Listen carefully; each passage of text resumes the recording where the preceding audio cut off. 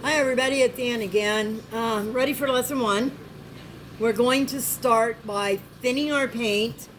I have everything painted black on him except his tail at the back. And I want that to be a little thinner. So what I'm going to do is, you can see I have some of the oil here on my palette. And what I'm going to do is, I'm going to take just a little drop of the clean, and splash it in there like that. And then I'm going to mix it so that it's clear and mixed up and thinned, because working with oils, they're going to get thick very quickly. Especially if you're doing something that's time consuming and detailed, they'll get thick very quickly. So it doesn't matter if it's a little thin and runny like that, because it will paint on just fine, trust me. And I'll show you, now we have that. And we want to make sure always to keep paper towels handy so that you can keep your supplies clean. Prime example of why you need gloves, to keep it off our fingertips. Now I don't want his tail to be quite as dark black as the rest of him, because I don't want it to cover.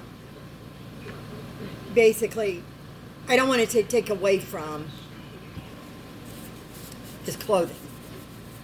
And so what I'm going to do is, I'm going to put it on there, and then I'm going to thin it back, and I'll show you how that's done. It's a relatively easy process, but first you have to get it on the piece. And so I take a slanted makeup brush. Once again, that's why we're using makeup brushes. And it's great because it'll do a fine detail. See how that details right on him?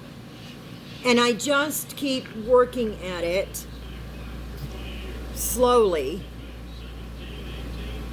until he's all filled in on the tail. And this will take, don't expect this to be a one-time and it's done process, because it's not going to be. Working with oils is a time process. So it takes time. You have to put it on, but the oil also has to have time to dry. So always remember, if you want to work it quickly, work with acrylics. If you want to work a more detailed piece, it's going to have to be oils, and it's going to be time consuming. I have some pieces here that I've worked on for a year or more. Now, I'm not going to say all your pieces are going to take a year, but they will take time.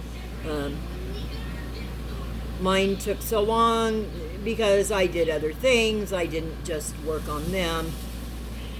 But with the dry time, and sometimes I'll put a piece away and I won't work on it for maybe 6 months, even a year.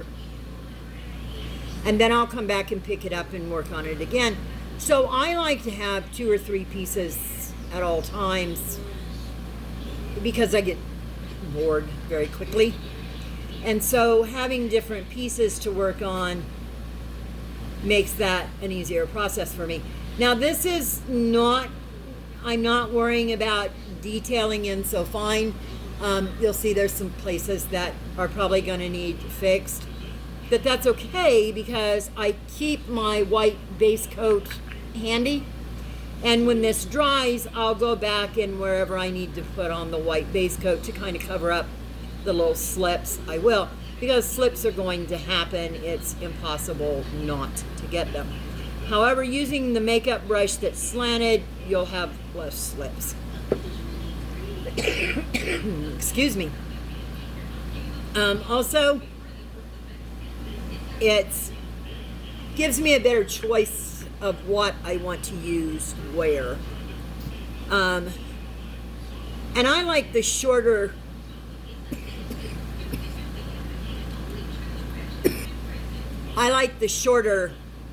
handles on them.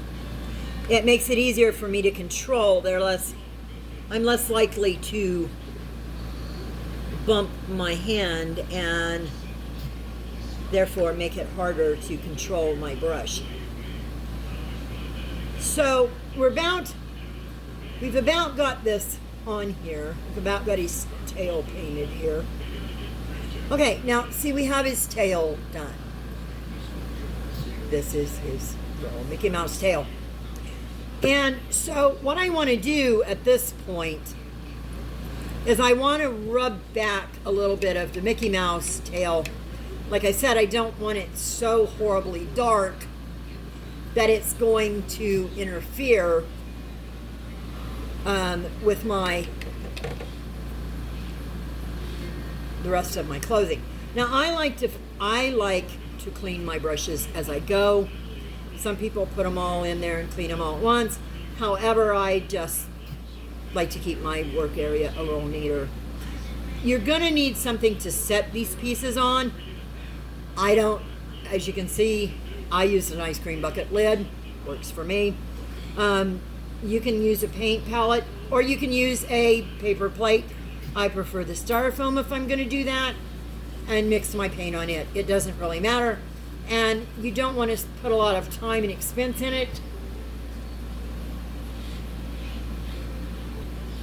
If this is not something you do and it's something you're trying, I wouldn't suggest investing a lot into it until you know for sure. Now, as you see, it wipes off. And I know that seems like a terrible waste of paint, but that's the only way we're going to get our desired effect. And the effect I want is a little whiter, a little more worn looking here on his tail. Once again, don't worry about maybe it's spreading to the side a little bit. We'll go back over that with some white base coat and take it out. So the point is, we want to rub it back.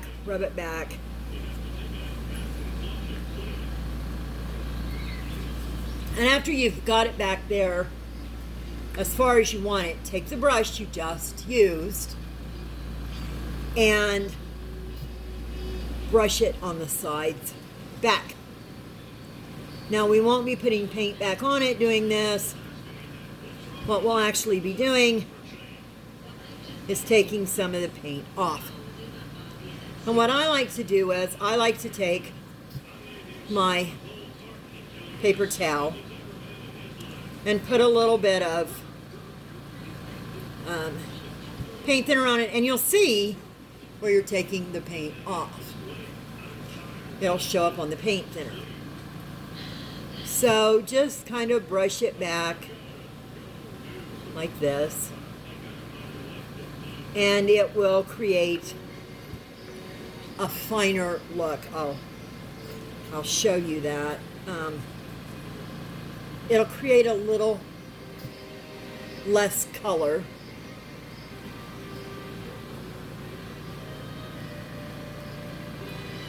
If you just keep brushing it back. Now once again, this is an oil base, and it's not going to happen quickly. It is going to take time to keep brushing it back. And sometimes, it's a process. Sometimes you need to get your rag and clean off a little more.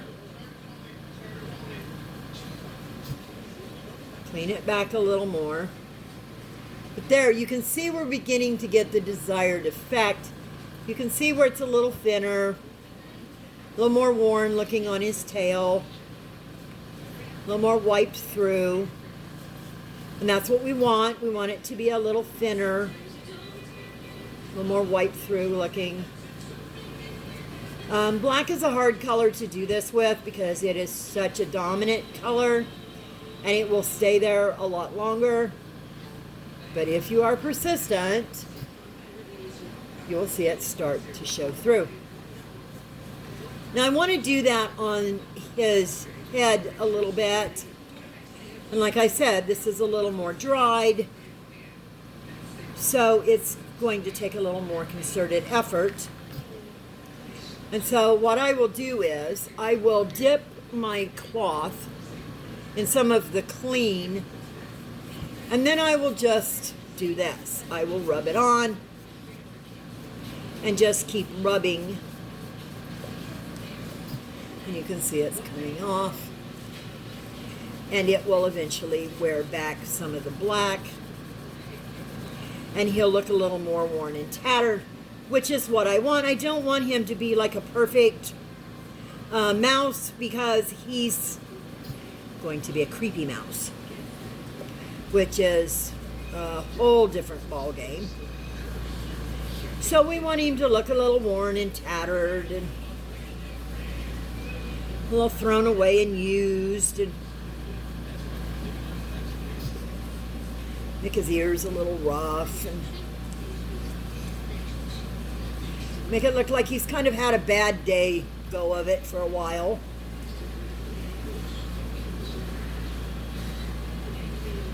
Put some worn spots on him. There, you can see the worn spots beginning to show through. These are his tattered, worn spots. There's really no right or wrong. Large or small, you can make them whatever size you want. If you don't want him to have any tattered spots, that's fine too.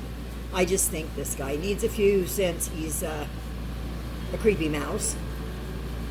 We want him to look a little creepy.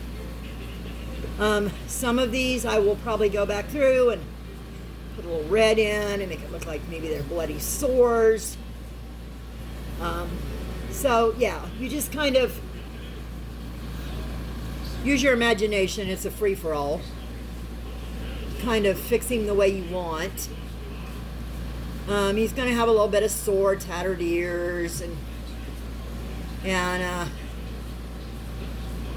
he'll have probably some marks on his face. And like I said, it is a process, and it doesn't happen quickly, but it will happen. So that's the end of round one. So what we need to do then for this time is we need to get our piece cleaned and prepped. You need to put your base coat on it. Let that dry good for 1 day. So for 24 hours, let your base coat dry. And then whatever you're doing, whatever your piece is, start with I always like to start with my areas that I'm going to need to work on. Like the black is a lot darker, harder area. So I do the black first. It's a bigger area, and I'm going to have to cover it, I know, in white because there are going to be issues. So yeah, that's the area I started with first on the mouse. And like I said, if you just keep working this back, it'll show where you've worked it. Rub it back, rub it back, rub it back. And eventually, you'll get this look, which is a little tattered, a little worn, a little not too good. The front needs done yet, but this is what we're doing. And so give that a try. Get ready to base coat. Don't forget to put a little clean paint thinner in your paint to thin it down a little bit, or it'll be very clunky and hard to work with. The next issue, I think, we're going to do a sugar skull with acrylic so that you can see the difference. So thanks for watching, guys. Don't forget to hit that like and share button, and I'll see you next time. This is Great with Ann.